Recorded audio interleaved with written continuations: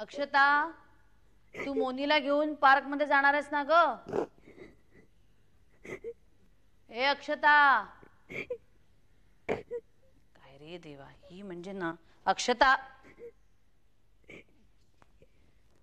अक्षता, हे काय झालं? आई, मला खूप भीती वाटते आई. अगं कसली भीती वाटते तुला? हा, त्या माणसाची, सदानंदची. ए वेडी, डोक्यातून काढून टाक बघू त्याचा विचार. आम्ही आहोत ना सगळेजण. हा, करू काहीतरी. चल बाहेर चल बघू. हे बघ, तू, मोनी, अक्का, मी, आपण गप्पा मारूया का? पत्ते खेळूया आपण. चल उठ उठ. मला काही सुचत नाही. नको, कधी एकदा हे प्रकरण संपेल असं झालंय ग. संपेल ग बाळा, नक्की संपेल. पण कधी संपणार? तुम्ही काही करतच नाही यार. असं काय करतेस तू अक्षता? आम्ही प्रयत्न करतोय ना. हा, आणि अगं हा तिढा हळूहळूच सुटणार. आपण काका पवारांना सांगितलंय की नाही? हा, फक्त पोलिसांना आपण सांगितलेलं नाही अजून. वेळ आली तर आपण तेही करू. ती वेळ आली हे ठरवणार कोण? आणि वेळ टळून गेली आणि काहीतरी भलतसलत झालं. असं कसं भलतसलत होईल? मी आणि बाबा समर्थ आहोत तुझी काळजी घ्यायला, कळलं? तू म्हणते, पण त्या दिवशी त्यांनी मला घरात एकटीला गाठलंच ना. तमाशा झाला.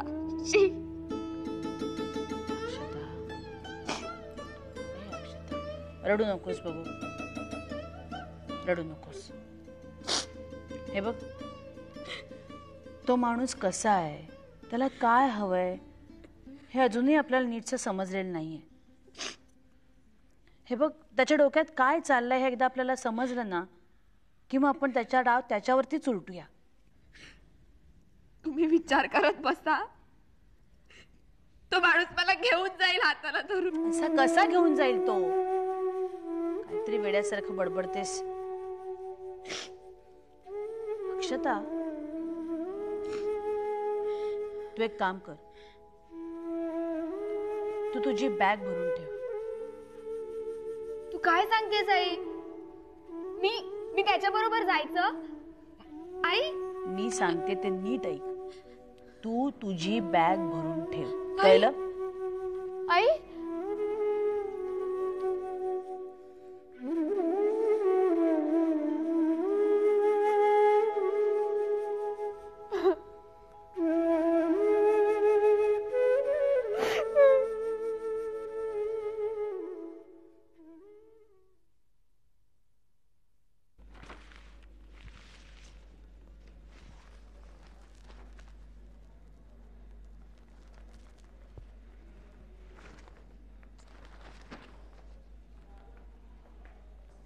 Good morning madam. Good morning Dhanaji. हे घ्या मॅडम. अहो धनाजी, तुम्ही कशाला? त्यात काय मॅडम, अहो पाणी देण्यात कसला आलाय कमीपणा. आणि आल्या आल्या बाहेरनं गार पाणी प्यायला मिळालं की कसं बरं वाटतं. खरंच खूप बरं वाटलं. खूप तहान लागली होती, घशाला कोरड पडली होती अगदी. मॅडम, अहो साहेब आज लवकरच आलेत. आल्या आल्या चौकशी करत होते. काहीतरी बिनसलेलं दिसतंय साहेबांचं. मॅडम, तुम्ही भेटताय ना साहेबांना?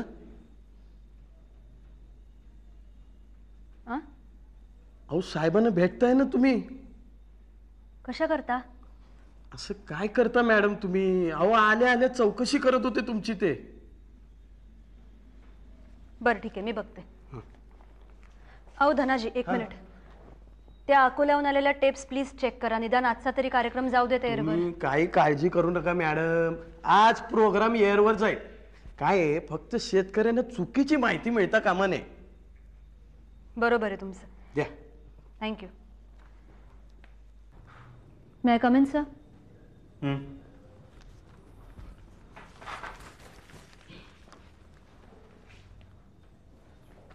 Good morning sir. बस.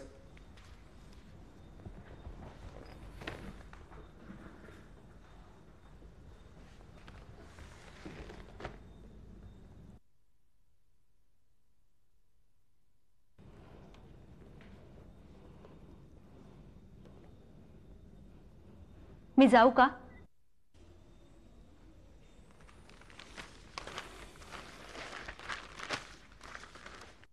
नाही म्हणजे त्या अकोल्याहून आलेल्या टेप्स चेक करायच्या होत्या म्हणून. आज एअरवर पुन्हा जुनीच स्टोरी गेली होती. एक्सप्लेनेशन मागितलंय वरून. आय एम सॉरी सर, पण स्ट्रिंगरनी पाठवलेल्या कव्हरेजमध्ये खरंच प्रॉब्लेम होता. There was some wrong information आणि मुख्य म्हणजे पिक्चर क्वालिटी सुद्धा चांगली नव्हती. उत्तम. हे असं उत्तर मी हायर अथॉरिटीजना दिलं तर चालेल? मला कळत नाही आकांक्षा, आपल्याकडे सर्व गोष्टी या 11th आवरपर्यंत का चालू असतात?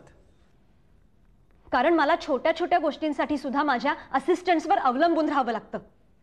मला कुठलेही डिसिजन स्वतःहून घेता येत नाहीत कारण मला शेतीविषयी काही ज्ञान नाहीये. I am not a trained ॲग्रिकल्चरिस्ट.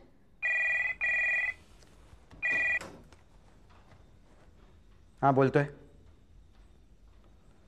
हो तेच चोरघडे जे त्या फेरीवाल्यांच्या कॅसेट्स वारंवार बघायला यायचे. I have read the news. काही कळलं तर कळवतो.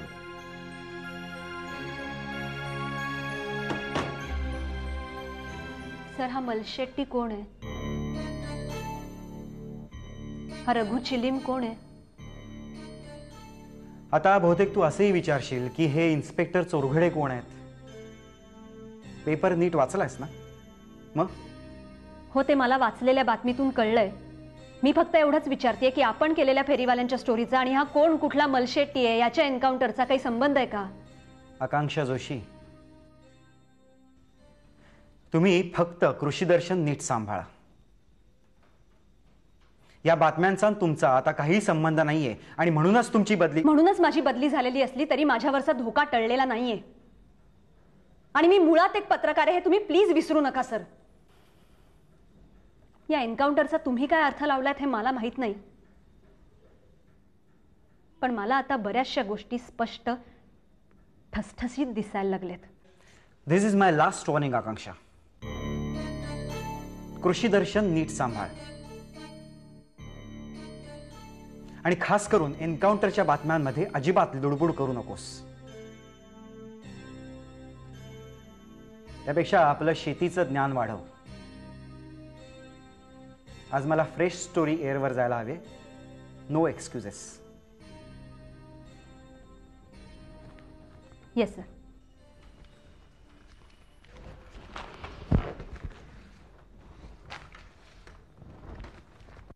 तुझा बॉडीगार्ड कुठे? खाली बसलाय. बोलवू? नाही नको.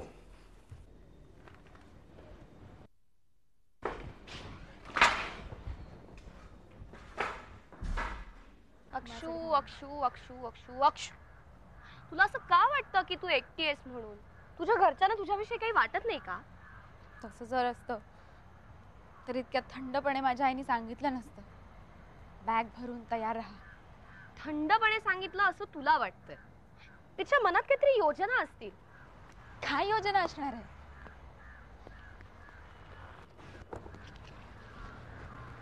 इतकी वर्ष तिने मला आईसारखं प्रेम केलंय, मला वाढवलंय. मी तिची मुलगी नाही कधीच जाणवू दिलं नाही ग तिने. हो ना, मग झालं तर. पण त्या प्रत्येक क्षणी मला माहिती होतं ना की ही माझी सख्खी आई नाहीये. पण तरी त्या घरात वावरताना, बहिणींमध्ये मिसळताना एक दिलासा होता की ते घर माझ्या वडिलांचं होतं.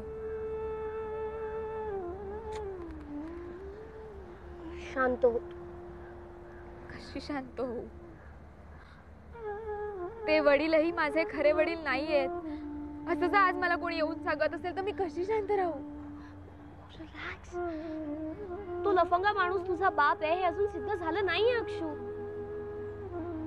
तो लफंगा माणूस माझा बाप नाहीये हेही सिद्ध झालेलं नाही अजून. अक्षू, तू खूप त्रास करून घेतेय स्वतःला. त्रास होतोय प्राची, मी त्रास करून घेत नाहीये.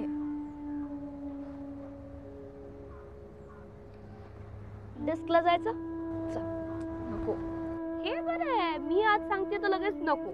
एरवी तुझा जीव जातो. प्लीज ग, नाहीये माझा मूड आज खरंच. प्लीज नको. मला फक्त एक गोष्ट कळते, कायदेशीर दृष्ट्या तो लफंगा माणूस तुझं काहीही वाकडं करू शकत नाही. तू सज्ञानेस, त्यामुळे कुठे राहायचं, कोणाबरोबर राहायचं हे निर्णय तू घेऊ शकतेस आता. प्रश्न कायद्याचा नाहीये प्राची. प्रश्न हा आहे की आत्ता जर माझ्या आई वडिलांनी, म्हणजे ज्यांना मी आई वडील मानते, त्यांनी मला सांगितलं की तू जा, तर मी काय करायचं? जर त्या घरावर माझा काही अधिकारच नसेल तर मी त्यांना कुठल्या तोंडाने सांगू की मी इथेच राहते म्हणून? असं कसं एकदम तुला कुणी इकडनं निघून जा असं सांगेल? सांगितलं की बॅग भरून तयार राहा असं सांगितलं ना. परत तेच. अक्षू, अगं तुझी आई रागाच्या भरात बोलली असेल, किंवा तिच्या डोक्यात काहीतरी योजना असेल, तिला काहीतरी सुचवायचं असेल तुला की जाऊ दे प्राची. तू हे सगळं मला बरं वाटावं म्हणून बोलतेस हे कळतंय मला. I know. पण तू प्लीज काही बोलू नकोस. मी खूप डिस्टर्ब्ड आहे ग. तू बोलून काही उपयोग होणारच नाहीये.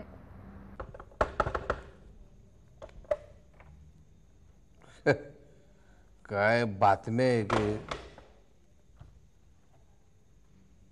शाळेतील पाण्यात विष मिसळल्याने दिल्लीत 90 विद्यार्थी इस्पितळात. शेकडो झोपडवासियांच्या साक्षीने 18 वर्षाचा वर आणि 15 वर्षाची वधू यांचा मुंबईत भर रस्त्यावर बालविवाह. आग लावा. ओ आकांक्षा बाय, काय भाकर तुकडा खायचा मानावर हाय का नाही? अहो लंच टाइम होऊन आलाय.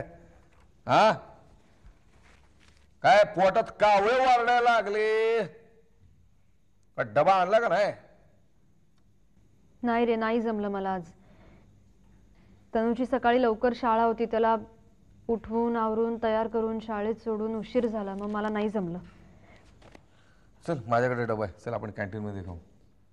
नाही नको, अरे खरंच मला भूक नाहीये. मग अशीच चला माझ्या बरोबर. नचिकेत प्लीज नको. मूड नाही आहे का तुझा? तसं समज. अरे पण मी काय करू? त्या अकोल्याहून पाठवलेल्या टेप्स मध्येच प्रॉब्लेम होता. आणि म्हणून त्याचं टेलिकास्ट झालं नाही, आणि म्हणून कौशिक साहेबांनी तुझ्यावर राग काढला, आणि तो तू सिरियसली घेतलास, आणि म्हणून मला त्याचं हसू येतंय. अरे कृषी दर्शनचा एपिसोड टेलिकास्ट झाला काय नाही झाला काय, कौशिकला काहीच फरक पडत नाहीये. त्याचा राग तुझ्यावर नाहीये, तो स्वतःवर रागावलाय. मला वाटतं आपला बॉस खूप घाबरलाय. नचिकेत, मला असं वाटतंय की आपल्याला दोघांनाही बऱ्याचशा गोष्टी कळल्यात, पण आपण आत्ता त्याबद्दल बोलणं योग्य नाही ना रे ठरणार. किंवा कौशिकला आपल्यापेक्षा जास्त माहिती आहे, पण त्याचाच त्याला त्रास होतोय, आणि त्याचा राग त्यानं तुझ्यावर काढलाय. मला कंटाळा आलाय रे आता, खरंच वैताग आलाय या सगळ्याचा. मी रजा घेते आता. रजा घे, चांगली 15-20 दिवस रजा घे, बाहेर गावी जा, अजिबात इथे राहू नकोस. थोड्या दिवसात इकडे गँगवरचा भडका उडेल. तो चोरगडे एवढा डेरिंगबाज असेल असं त्याच्या चेहऱ्याकडे बघून वाटत नाही. पण अरे मी इतकं रजा घेते म्हणतीये, पण तो कौशिक तुला रजा देईल, पण तुझ्यावरचा राग तो माझ्यावर काढेल. नाही रे, कौशिक बद्दल नाही बोलते मी, ते प्रताप मोरे बद्दल बोलतेय. त्याचं काय करू? इथे मुंबईत फिरणं सुद्धा मुश्किल केलंय त्यांनी, जिथे तिथे बरोबर येतो. परत कर त्याला, सांग वागळे साहेबांना. आणि वागळे साहेब नाही म्हणाले म्हणजे? ते नाही म्हणाले तर म्हणून दे त्यांना, तुला रजेवर जायचं आहे ना, मग तू रजेवर जा. प्रताप मोरेचं काय करायचं ते बघून घेतील. तू चल माझ्याबरोबर कॅन्टीन चल. नको मी घेऊ का पर्स? नको. मग चल. उगाच काळजी करत बसतेस काहीतरी. जरा तहान लागली होती, पाणी हवं होतं. मिळेल ना. सुद्धा याला तुम्हाला आता भूकही लागली असेल नाही? नाही, जेलमध्ये न्याहारीची हीच वेळ असेल. काय द्यायचंय तुम्हाला न्याहारीला? कांजी? काय बाई मस्करी करताय? हा हा हा, मी अजूनही तुम्हाला बसायला नाही सांगितलंय.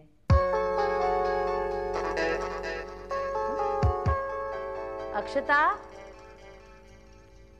ये बा. पोळी पाणी. नाही, तुम्हाला जेलची सवय असेल ना, त्याच्यापेक्षा हे खूपच चांगलं आहे नाही का? नको.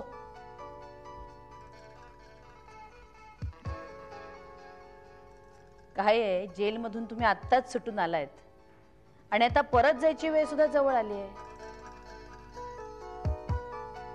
वा, घरी आलेल्या पाहुण्याला अतिथी देवो भव असं म्हणतात, त्याचा सन्मान करतात.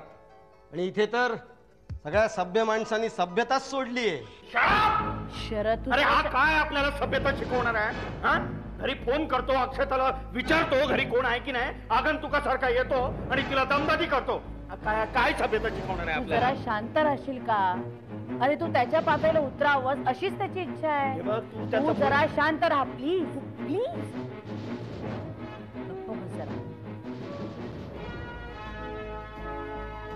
तर सदानंद शेठ, हो, तुम्हाला तर शेठच म्हटलं पाहिजे नाही का? 5 लाखांचे धनी होणार आहोत. आपली पोटची पोर आपण आम्हाला 5 लाखाला विकणार आहात आणि तुम्ही आम्हाला धडे शिकवताय सभ्यतेचे. हो मास्तरीन बाई, शाणपट्टी नाही पाहिजे. मी आउटलाईनचा माणूस आहे. हा, तरी आपल्याकडे डॉक्टरेट आहे बरं का, तुरुंगाची. माझे 5 लाख रुपये टाका, मी जातो. आणि ते सगळे संपले की परत येतो आणि परत हे सगळं नाटक सुरू करतो. मी काय म्हणते, त्यापेक्षा आपण काहीतरी कायमचा तोडगा काढूया का? कायमचा. पैसे जास्त देणार असाल तर मग मांडवळ करूया, पाहिजे तर लिखापडी सुद्धा करू. नाही नाही, त्याची गरज नाही हो. अक्षता, आता तू काय करतेस या ये. अरे वा वा वा वा वा. मोजा. मी मोजायची गरज नाही, तुम्ही मोजलेच असतील नाही का? हे तुम्ही उचलणार की मी उचलू? मीच उचलतो. चला. चला. अरे वा, बापाला बाहेर सोडायला येतेस का? सुद्धा या माणसाचं आजपर्यंत मी खूप ऐकत आलोय. या पुढे तो इथे येणार नाही, तोंड सुद्धा दाखवणार नाही. हो, लिहून देतो. आपला शब्द आहे. नाही नाही, त्याची गरज नाही शेठ. पण सणासुदीला, गणपतीला, दिवाळीला पाठवत जा. कोणाला? अहो मला, मी येते ना तुमच्या बरोबर. अक्षता, आणि तिकडे गेलीस ना की मला ऍड्रेस, फोन नंबर सगळं कळव. हा, हो हो. तुझी बेडरूम डेकोरेट करायला मी येणार आहे. ए, आता एसी नाही घेतलं तर चालेल ना?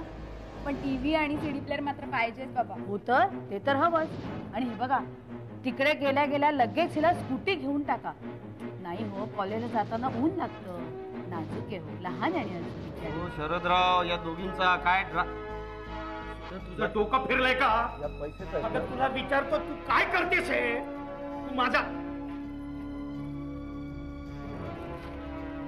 आईला घरी बोलवून पचका करता काय? हे फार खराब. बघ हे